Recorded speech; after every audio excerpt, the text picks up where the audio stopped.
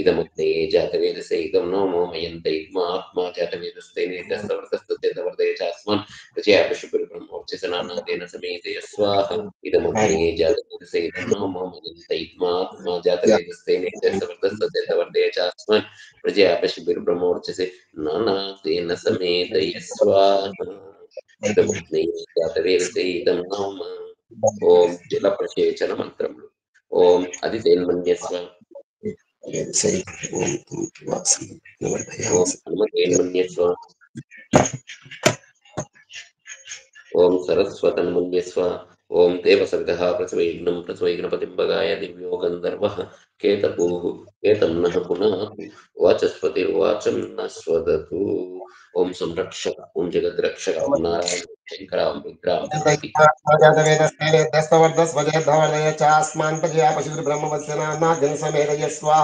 इदमग्ने जातवेदसे इदं नमाम इंत इद्मात्मा जातवेदस्ते सवर्धस्वजेद्धवर्धय चास्मान् प्रजया पशुब्रह्मवत्सनाम ते स्वाहा इदमग्ने जातवेदसे इदं नम इंत इद्मात्मा जातवेदस्ते रेद्यस्तवर्धस्वजेद्धवर्धय चास्मान् प्रजया पशुब्रह्मवत्सनाम जनसमेदय स्वाहा इदमग्ने जातवेदसे इदं नम वयंत इद्मात्मा जातवेदस्ते नेद्यस्तवर्धस्वजेद्धवर्धय चास्मान् प्रजया पशुब्रह्मवत्सनाम जनसमेदय स्वाहा इदमग्ने जातवेदसे इदं नमावोम अदितेन मन्यस्व ओम हनुमतेन मन्यस्व ओम सरस्वत्येन मन्यस्व ओम देव सवितुर्सुव यज्ञं प्रसव यज्ञपतिम्बगाय दिव्यो गन्धर्वः केतपुः केतं नः पुनः वाचस्पतिर्वाचं न स्वदतु ओम परमेश्वरा ओम रक्षका ओम सर्वरक्षका ओम संरक्षक ओम विश्वरक्षक ओम जगद्रक्षक ओम नारायण ओम शंकर ओम रुद्रा ओम गणपति ओम गणायक ओम गणेश ओम विघ्ननायक ओम विनायक ओम विघ्नेश्वर ओम सर्वेश्वर ओम सर्वव्यापक ओम सर्वांतर्यामी ओम देवदेवा ओम परमात्मा ओम अग्नये स्वाहा इदं नहुआ ओम सोमाय स्वाहा इदं सोमाय इदं नहुआ ओम प्रजापतये स्वाहा इदं प्रजापतये इदं नहुआ ओम इंद्राय स्वाहा इदं इंद्राय इदं नहुआ ओम सूर्यो ज्योतिर्ज्योति सूर्यः स्वाहा ओम सूर्या ओम सूर्योर्वर्चो ज्योतिर्वर्चः स्वाहा ओम ज्योति सूर्या सूर्यो ज्योतिः स्वाहा ओम सजुर्देवेन सवित्रा सजु वृषशेन्द्रभत्या जुषाणः सूर्यो वेतु स्वाहा పరమేశ్వర ఆశీర్వాదంతో ఒక్కొక్కరు చెప్పండి సూర్య జ్యోతి ओम सूर्यो ज्योति ज्योति सूर्यः स्वाहा ఓం స్వాహా నమస్తే అందరికీ నమస్తే ఓం స్వాహా ओम ज्योति सूर्या सूर्यो ज्योतिः स्वाहा ఓం స్వాహా ఓం సజుర్దేవేన సవిత్రా సజురుషసేంద్రవత్యా జుషానః సూర్యో వేతు స్వాహ ఓం ఓం స్వాహా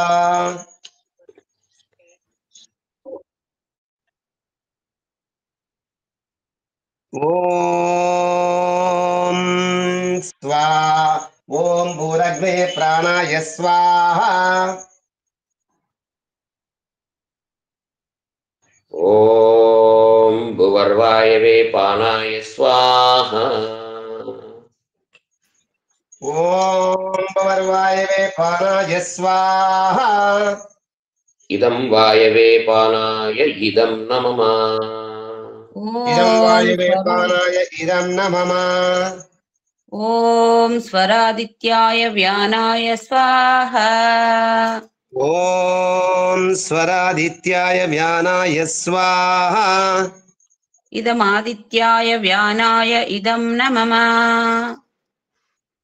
ఇదం ఆదిత్యాయ వ్యానాయ ఇదం న మమ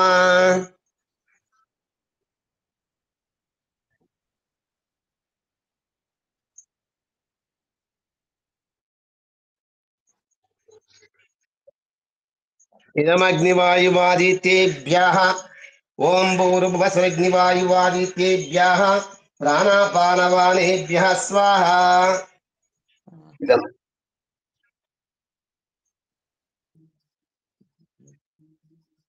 ॐ आपो ज्योतिरसोऽमृतं ब्रह्म भूर्भुवः स्वरों स्वाहा ओम आपो ज्योतिरसोऽमृतं ब्रह्म भूर्भुवः स्वरों स्वाहा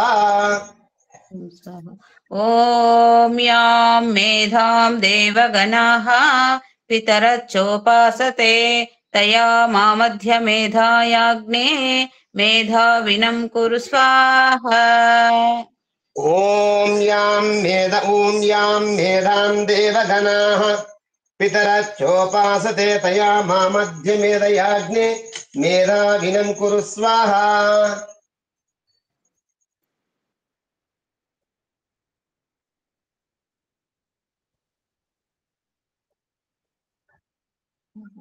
ओम विश्वानि देव सवितरुधुरुतानि परासुव यद्भद्रं तन्नः सुव स्वाहा ॐ अग्नेनय सुपताराय अस्मान् विश्वानि देववयुनानि विद्वान् युयोध्यस्मज्जुहुरानमेनो भूयिष्ठां ते नममुक्तिं विदेम स्वाहा ओम अग्नेरः सुपदराये अस्मान् विश्वानि देव वयुनानि विद्वान् नियोज्यस्मज्जुहुरान इष्टां तेन मुक्तिं विधेम स्वाहा स्वाहा ॐ स्वाहा ॐ भूर्भुवः स्वः तत्सवितुर्वरेण्यं भर्गो देवस्य धीमहि धियो यो नः प्रचोदयात् स्वाहा ॐ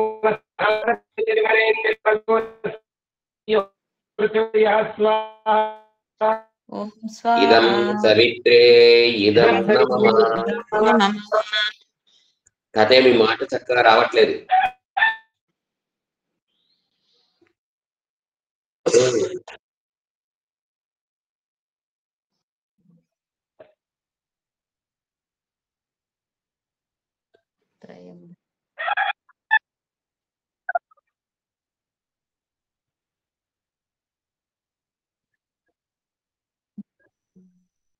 ओम त्र्यंबकं यजामहे सुगंधिं पुष्टिवर्धनं उर्वारुकमिव बन्धनान् मृत्योर्मुक्षीयमामृतात् त्र्यंबकं यजामहे सुगंधिं पतिवेदनं उर्वारुकमिव बन्धनादितो मुक्षीयमामृतः स्वाहा ॐ स्वाहा ఓం స్వాహ ఇదం రుద్రాయ ఇదం నమః ఓం అగ్నిమీలే పురోహితం యజ్ఞస్య దేవ మృత్విజం పోతారం రత్నదాతమం స్వాహా ओम स्वाहा ఇదం అగ్నయే ఇదం నమః ॐ नमः शम्भवाय च मयोभवाय च नमः शङ्कराय च मयस्कराय च नमः शिवाय च शिवतराय च स्वाहा ओम नमः शंभवाय च मयोभवाय च नमः शंकराय च मयस्कराय च नमः शिवाय च शिवतराय च स्वाहा इदं रुद्राय इदं नमः रुद्राय इदं नमः ఓం శ్రీ గురుభ్యో నమః ప్రధాన మంత్రాలలో పూర్తయ్యాయి ఇప్పుడు అష్టాధ్యాకృతి మంత్రంలో 4 పూర్తయ్యాయి 5 ఏతే శరణం కూడా చెప్పారు కదా తాతయ్య చివరి 3 మంత్రాలు ఉన్నాయి చెప్తున్నా ఓం అయాచాగ్నే అస్య నభిషస్తి పాచ్యా సత్యమిత్వమయాసి అయానో యజ్ఞం వహస్యాయ నో దేహి భేషజం స్వాహా ओम स्वाहा ఇదం అగ్నయే అయసే ఇదం నమః 64వ ఫోటో తల్లి ఓం ఉదుత్తమం వరుణ చెప్పు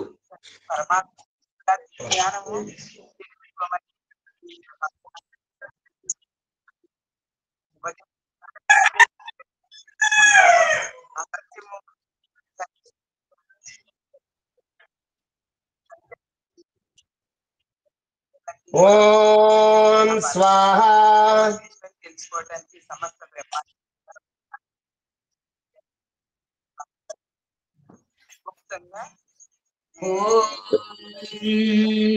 భవతం నః సమనసౌ సచేత సావరే వసౌ మా యజ్ఞం శిష్టం మా యజ్ఞపతిం జాతవేదసౌ శివౌ భవతమధ్య నః స్వాహా ఓం స్వాహ ఇదం జాతవేదోభ్యాం ఇదం న మమ ఓం శాంతాని పూర్వరూపాణి శాంతం నో అస్తు స్థితాకృతం శాంతం భూతం చ భవ్యం చ సర్వమేవ శమస్తు నః స్వాహా ఓం స్వాహ ఇదం మంత్రోక్తాయే ఇదం నమః అథ గణపతి మంత్రం ఓం నమో గణేభ్యో గణపతిభ్యాచ్చావో నమో నమో వ్రాతేభ్యో వ్రాతపతిభ్యాచ్చావో నమో నమో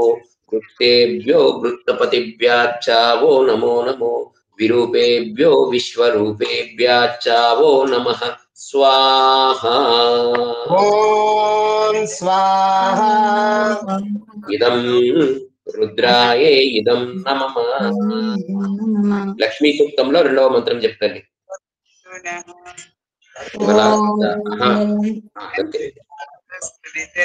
పదే వల్ల 18 కదా 18 అదే లక్ష్మీ సూక్తంలో రెండవ మంత్రం కాదు తామ్మా ఆవహ జాతవేదో లక్ష్మీమనపగామినీం యస్యాం హిరణ్యం విందేయం గామశ్వం పురుషానహం స్వాహా ఓం స్వాహ ఇదం లక్ష్మ్యే ఇదం న మమ తాతయ్య గారు తాతయ్య మాట పని చేయండి తాతయ్య ఇంకో వాళ్ళది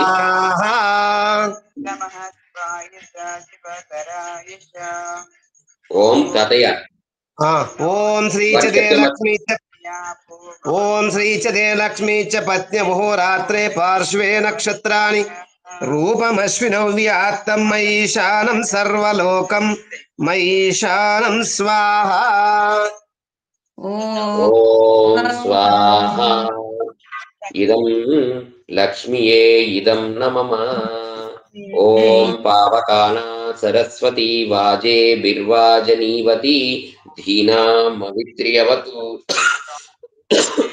స్వాహా ఓం స్వాహ ఇదం సరస్వత్యాయే ఇదం నమః విజయశాంతమ్మ శాంతి పాఠ మంత్రం చెప్పు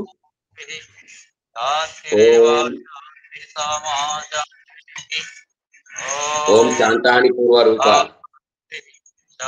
శాంతి సూక్తంలో రెండవ మంత్రం శాంతి సూక్తంలో మంత్రం దుబ్బాసమ్మ చెప్పండి తాతయ్య ఇంకో మాట తీసేయండి తాతయ్య మాకు మాట చక్కగా అర్థమైతలేదు మీది ఇక్కడ ఏం లేదు నాన్న ఇక్కడ ఇంకో మాట ఎక్కడ వస్తుంది మరి అది సరే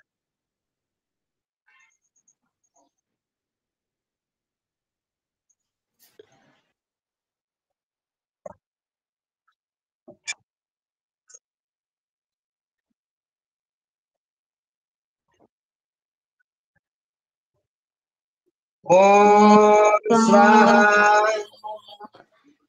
ఇదం మంత్రోక్తాయే ఇదం న మమ ఇప్పుడు ఏమైనా వినపడుతుందా ఇప్పుడేమన్నా ఇప్పుడు లేదు తాతయ్య ఈశ్వరాత్రి ప్రార్థనోపాసన మంత్రములలో రెండవది స్వస్తి వాచనంలో 18 శాంతి ప్రకరణంలో 18 ఓం శ్రీ గురుభ్యో నమః ఓం హిరణ్యగర్భః సమవర్తతాగ్రే భూతస్య జాతః పతిరేక ఆసీత్ తదాధార పృథివీం ద్యాముతే మాం కస్మై దేవాయ హవిషా విదేమ స్వాహా ఓం స్వాహ ఇదం అగ్నయే ఇదం న మమ.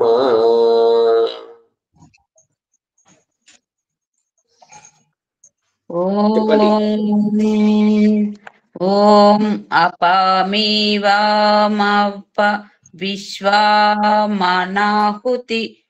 మపారాతిం దుర్విద్రత్రామగాయతః ఆరే దేవాద్వేషో అస్మద్యోతనోరునః శర్మ యచ్చతా స్వస్తయే స్వాహా. ఓం స్వాహా ఇదం అగ్నయే ఇదం న మమ. గురుగారు ఈ మంత్రం కరెక్ట్ వచ్చిందో రాలేదు ఒకసారి చెప్పండి గురుగారు. అన్ని కొంచెం చెప్పండి. మీరు చెప్పండి గురుగారు, అర్థం అయితలేదు. ఓం అపామివానా అమ్మ? అమ్మా నాన్న అదేనా కొంచెము బాగా నచ్చిందమ్మా, మీరు కరెక్ట్ అని చెప్పారు. వచ్చిందా? సరే సరే అయితే అలాగే నాన్న. అవునండి అదే.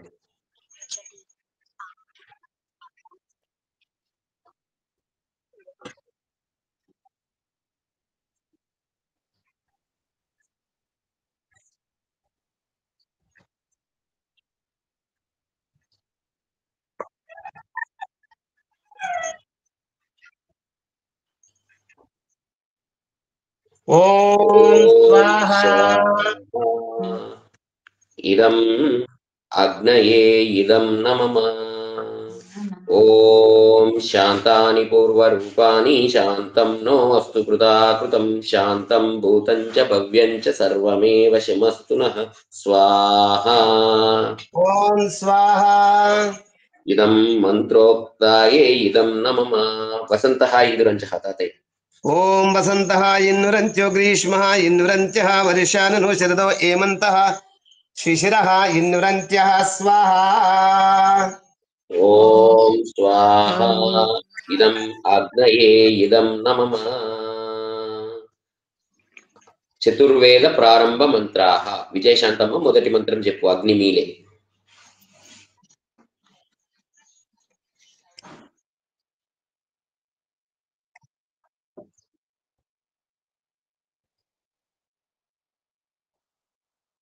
ఓం స్వాహా.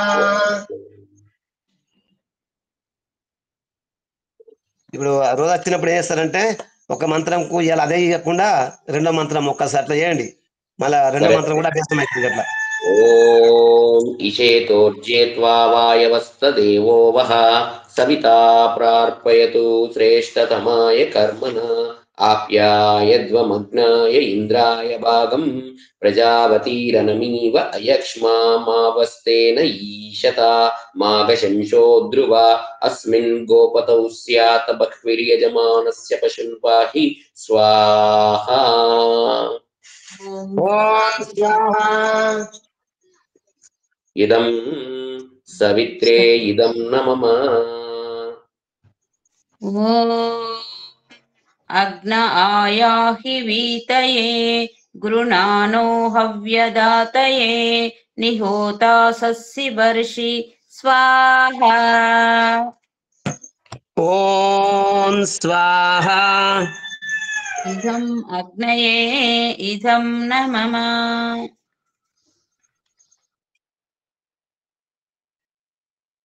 త్రిశప్తాః.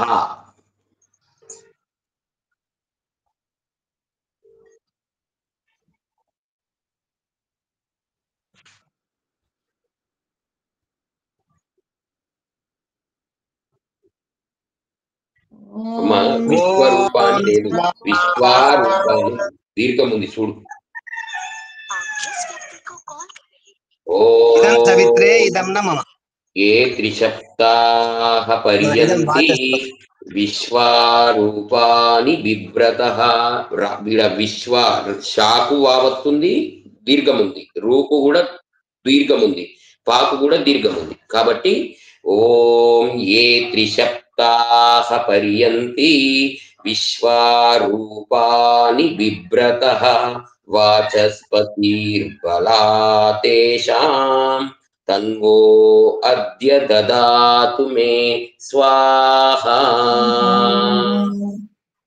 ఓం స్వాహా इदं ఓం స్వాహా इदं वाचस्पतये इदं न मम ॐ त्र्यम्बकं यजामहे सुगन्धिं पुष्टिवर्धनम् उर्वारुकमिव बन्धनान् मृत्योर्मुक्षीयमामृतात् त्र्यम्बकं यजामहे सुगन्धिं पतिवेदनम् उर्वारुकमिव बन्धनादितो मुक्षीयमामृतः स्वाहा ఓం స్వాహా इदं रुद्राये इदं न मम विश्वानि देव मंत्रं చెప్తారు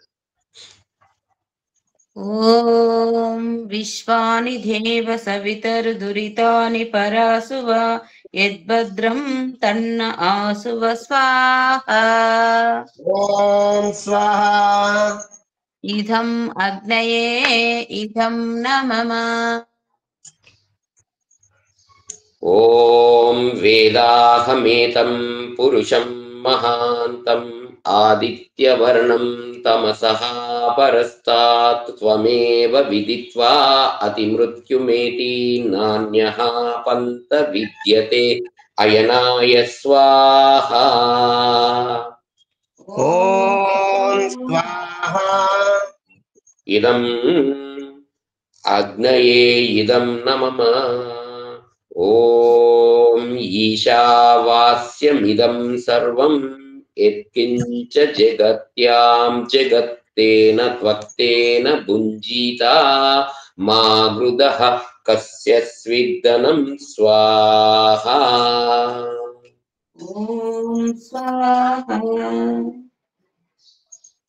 इदम् आत्मये इदं न मम ॐ कुर्वन्नेवेह कर्माणि जिजीविषेच्च तं समाः एवं त्वयि नान्यते तोऽस्ति न कर्म लिप्यते नरे स्वाहा నాతే మీ స్వాకారం వస్తలేదు అమ్మగారు ఏంటి మీ స్వాకారం ఓం స్వాహా ఇదం అగ్నయే ఇదం న మమ గాయత్రి మంత్రం చెప్పండి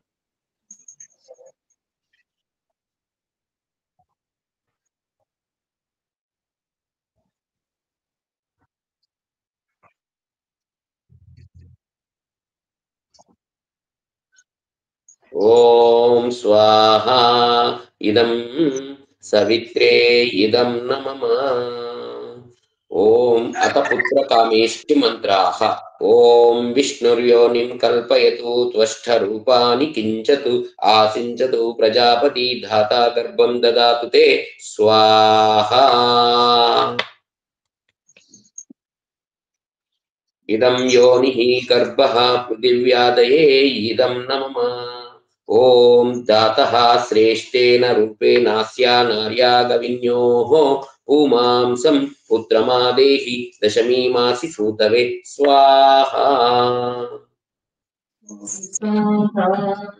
ఇదం యోనిః గర్భః పృథివ్యాదయే ఇదం న మమ విశేషాంతంలో కొద్ది గట్టిగా అనండి మనకు వినపడట్లేదు ఓం త్వష్టః శ్రేష్టేన రూపేణాస్యా నార్యా గవిన్యోః పూమాంసం పుత్రమాదేహి దశమీమాసి సూతవే స్వాహా ఓం స్వాహా ఇదం యోనిః గర్భః పృథివ్యాదయే ఇదం న మమ ఓం సవితః శ్రేష్టేన రూపేణాస్యా నార్యా గవిన్యోః పూమాంసం పుత్రమాదేహి దశమీమాసి సూతవే స్వాహా ఓం స్వాహా ఇదం యోనిః గర్భః పృథివ్యాదయే ఇదం న మమ ఓం ప్రజాపతి శ్రేష్టేన రూపేణాస్యా నార్యా గవిన్యోః పూమాంసం పుత్రమాదేహి దశమీమాసి సూతవే స్వాహా ఓం స్వాహా ఇదం యోనిః గర్భః పృథివ్యాదయే ఇదం న మమ ఇప్పటి వరకు రోజు జరిగే మంత్రాలన్నీ పూర్తయ్యాయి. ఇప్పుడు 184వ వార్ శీఘ్ర కళ్యాణ సమృద్ధి సంపద సంప్రాప్తి సిద్ధి మంత్ర ఆహుతి. మరి తాతయ్య గారు లేరు, మరి ఏం చెప్తాము?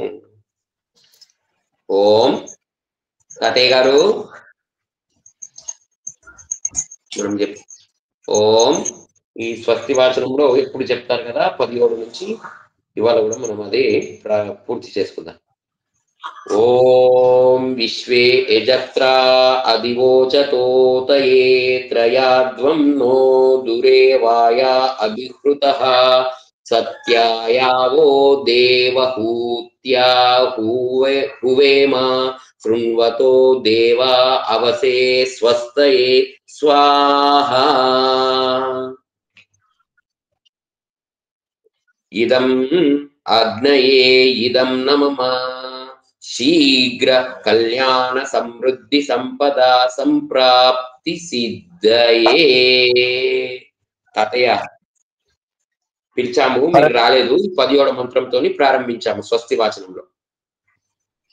సరే, ఇంకా మొదటి మంత్రం అయింది కదా? అవును తాతయ్య. ఇంకా 4 మంత్రాలు తీసుకోండి. చెప్తాలి విజయశాంతమ్మ.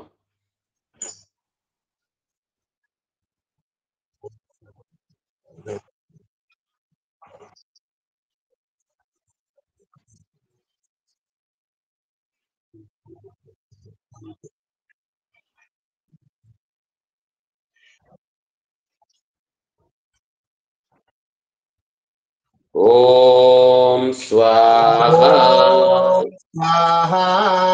ఇదం అగ్నయే ఇదం నమః శీఘ్ర కళ్యాణ సమృద్ధి సంపద సంప్రాప్తి సిద్ధయే. ఓం అరిష్టః సమర్థో విశ్వయేదతే ప్రజాభిర్జాయతే ధర్మణస్పరి యమాదిత్యాసో నయతా సునూతిభి రతి విశ్వాని దురితా స్వస్తయే స్వాహా. ఓం స్వాహా ఇదం అగ్నయే ఇదం నమః శీఘ్ర కళ్యాణ సమృద్ధి సంపద సంప్రాప్తి సిద్ధయే. చెప్తాను తర్వాత.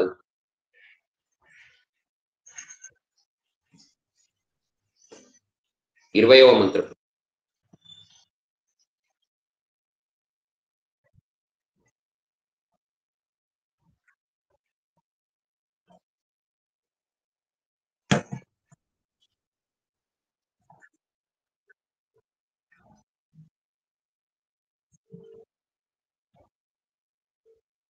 ఓం స్వాహా ఇదం అగ్నయే ఇదం నమః శీఘ్ర కళ్యాణ సమృద్ధి సంపద సంప్రాప్తి సిద్ధయే. చెప్తారమ్మా దుబ్బాసమ్మ? ఏం చెప్పాలి నాన్న? 21వ మంత్రం స్వస్తి వాచనం. స్వస్తి వాచనంలో 21 చెప్తున్నాను.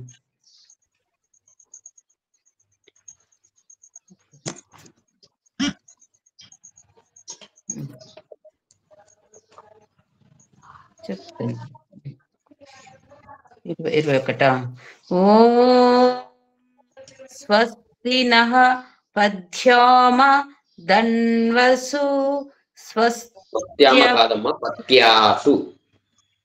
పత్యాషు.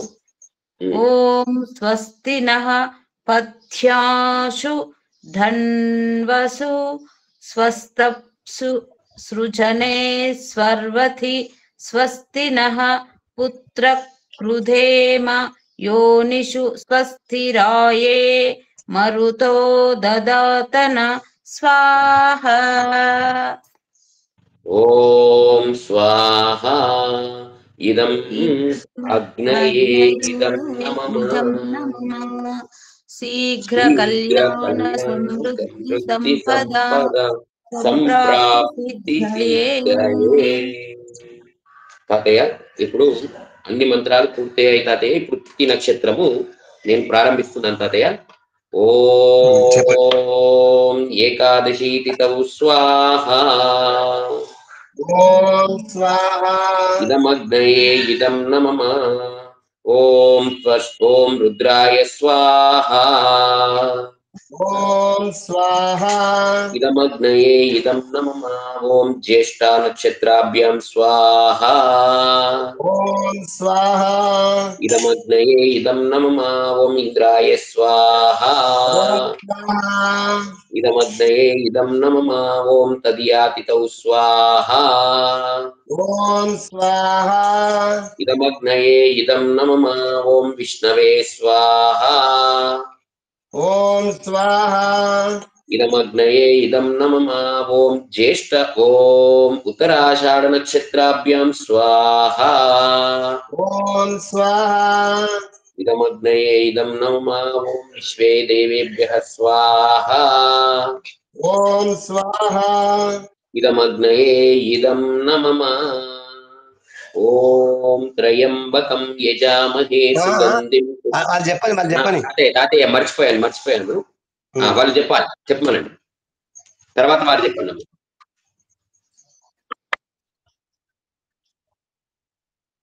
ఓం స్వాహ అంతే ముందు తిథి తర్వాత నక్షత్రం తిథి ఓం స్వాహ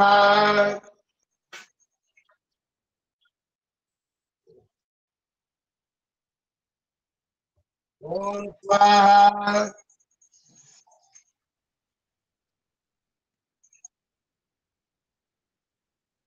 ఓం స్వాహ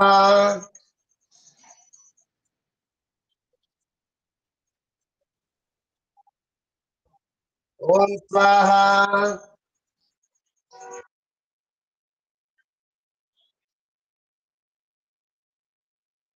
ఓం స్వాహ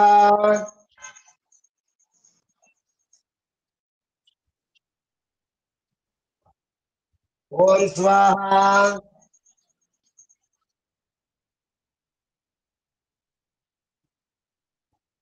ఓం స్వాహ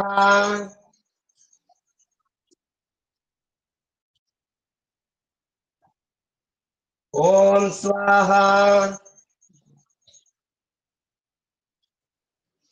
ఓం పౌర్ణమి తిథౌ స్వాహా ఓం స్వాహ ఇదమగ్నయే ఇదం నమః ఓం విశ్వేభ్యో దేవేభ్యః స్వాహా ఓం స్వాహ ఇదమగ్నయే ఇదం నమః ఓం స్వాతి నక్షత్రాభ్యాం స్వాహా ఓం స్వాహ ఇదమగ్నయే ఇదం నమః ఓం వాయవే స్వాహా ఓం స్వాహ ఇదమగ్నయే ఇదం నమః ఓం విద్యాతిథౌ స్వాహా ఓం స్వాహ అగ్నయే ఇదం నమః ఓం త్వష్ట్రే స్వాహా ఓం స్వాహ ఇదమగ్నయే ఇదం నమః ఓం అనురాధ నక్షత్రాభ్యాం స్వాహా ఓం స్వాహ ఇదమగ్నయే ఇదం నమః ఓం మిత్రాయ స్వాహా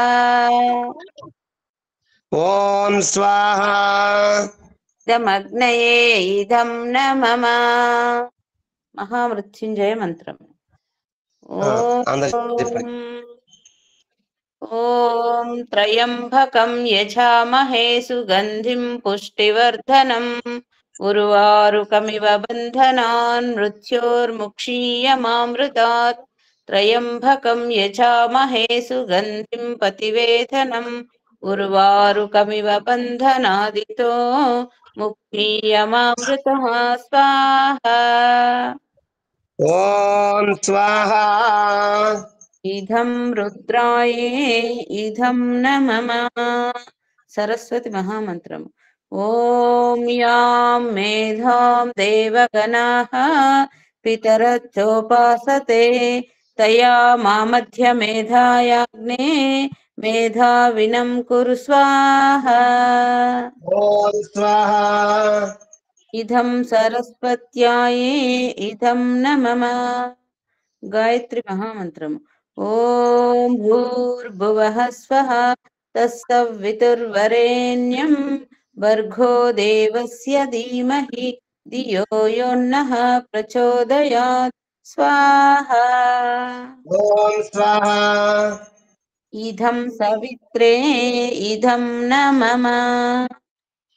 పరమేశ్వరుని ఆశీర్వాదంతో విజయశాంతమద సంపూర్ణం చేయండి. స్తుతామయం అంత చెప్పి. ఓం స్తుతా మయా వరదా వేదమాతా ప్రచోదయంతాం పావమాని ద్విజానాం ఆయుః ప్రాణం ప్రజాం పశుం కీర్తిం ద్రవిణం బ్రహ్మవర్చసం మహ్యం దత్వా వ్రజత బ్రహ్మలోకం. స్వాహా. ఓం స్వాహా. ఇదం గాయత్రీ ఇదం న మమ. వసో పవిత్రమసి. చెప్తావా అమ్మా? అమ్మా చెప్తావా?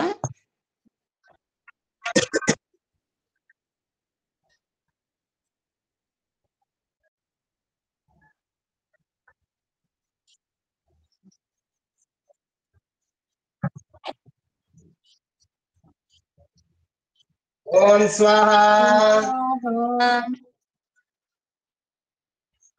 ఓం స్వాహా. ఇదం దుస్వప్నాశన్య ఇదం నమః. ఓం స్వాహా. ఇదం పూషాయ మంత్రోక్త ఇదం నమః. ఓం స్వాహా. ఇదం ఆపయ ఇదం నమః. ఓం స్వాహా. ఇదం వాస్తవస్పదయ ఇదం నమః. ఇప్పుడు ఇదస్యకరమైన ప్రాయచిత్తాహుతి మంత్రం. అమ్మ చెప్తారా? అమ్మ చెప్పాలా? ఓం యదస్య కర్మణోత్యరీరిచం యద్వా న్యూనమిహాకరం అగ్నిష్టస్విష్టకృద్విద్యాత్ సర్వం స్విష్టం సుహృతం కరోతు మే. అగ్నయే స్విష్టకృతే సుహృతహృతే సర్వప్రాయచిత్తాహుతీనాం కామానాం సమర్థయిత్రే సర్వాన్నః కామాన్ సమర్థయ. స్వాహా. ఓం స్వాహా.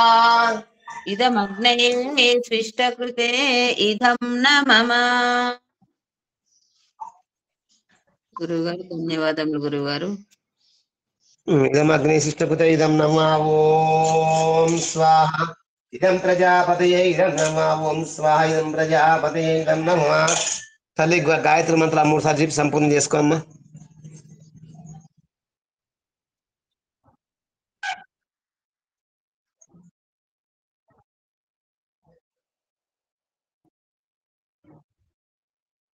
ఓం స్వాహా.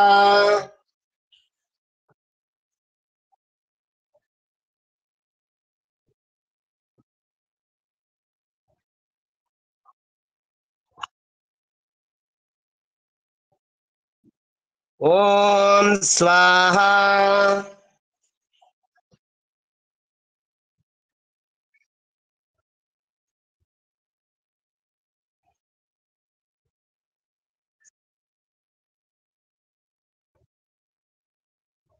ఓం స్వాహా.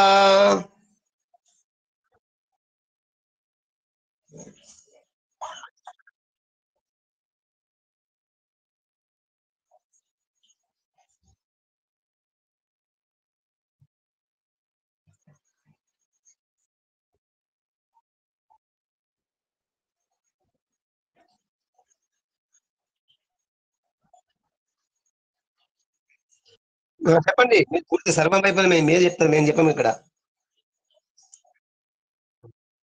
తేజోస్తే ఆరు తీసుకోండి. ఓం తేజోసి తేజో మై దేహి.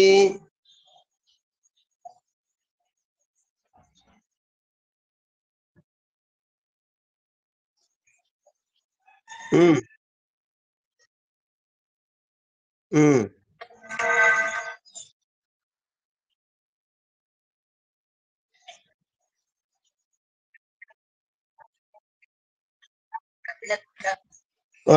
తర్వాత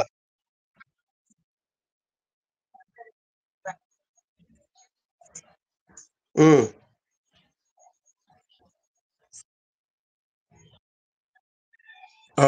ఓం చెప్పండి. అదే అదే అది చెప్పండి, చెప్తే అర్థమవుతుంది అలా అలమడేది.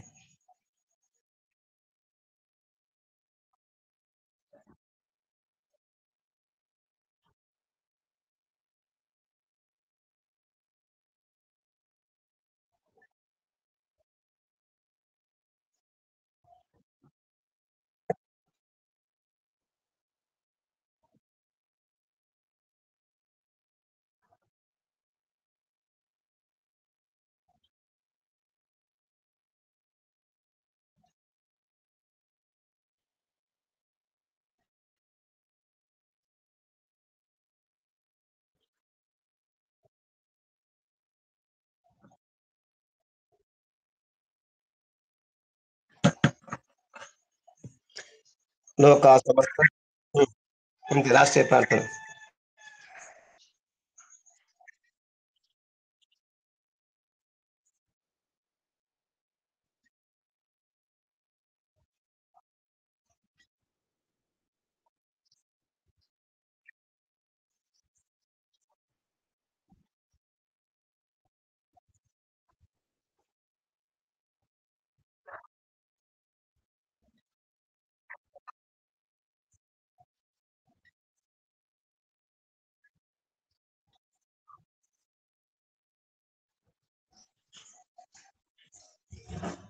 యోగక్షేమోన కల్పదాం. శాంతి మంత్ర పాఠం.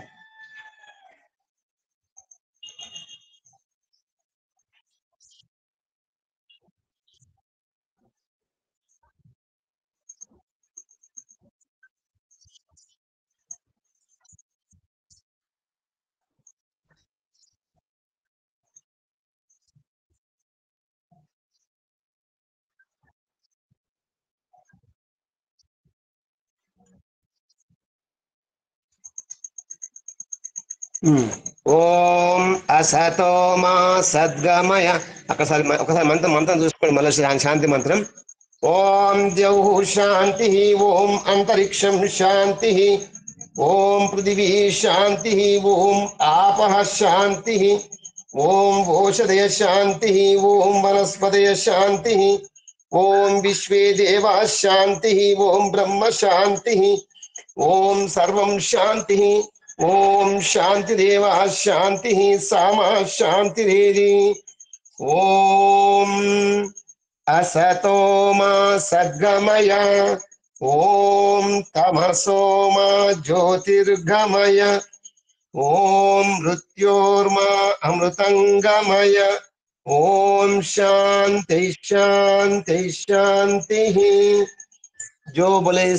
ఇక్కడ పరమేశ్వరుని యొక్క ఆశీర్వాదంతో నిరంతర ప్రవర్ధమానమైతే దీప్యమానంగా వెలుగుతున్నటువంటి ఆ దివ్య మహాజ్యోతిని సకాలములో వెలిగింపజేసి ప్రజ్వలింపజేయించిన పరమేశ్వర, మీకు అనేక విధ కృతజ్ఞతాపూర్వక ధన్యవాదంతో నమస్సుమా నమస్కారం తండ్రి పరమేశ్వర. ఆ పరమేశ్వరుని యొక్క ఆశీర్వాదంతో, ఆ దేవదేవుని కృపతో, ఆ పరమాత్మ యొక్క శుభ ఆశీర్వాదంతో పరమేశ్వర మీ రక్షణలో ఉన్నటువంటి ఐతాగ్ని పైన కృతం వేసి వెలిగింపజేసి ప్రజ్వలింపజేయించి ఈ ఉదయకాల విశ్వశాంతి మహాయాగం ప్రారంభింపజేసిన పరమేశ్వర, మీకు అనేక విధ కృతజ్ఞతాపూర్వక ధన్యవాదములతో నమస్సుమా నమస్కారం తండ్రి పరమాత్మ.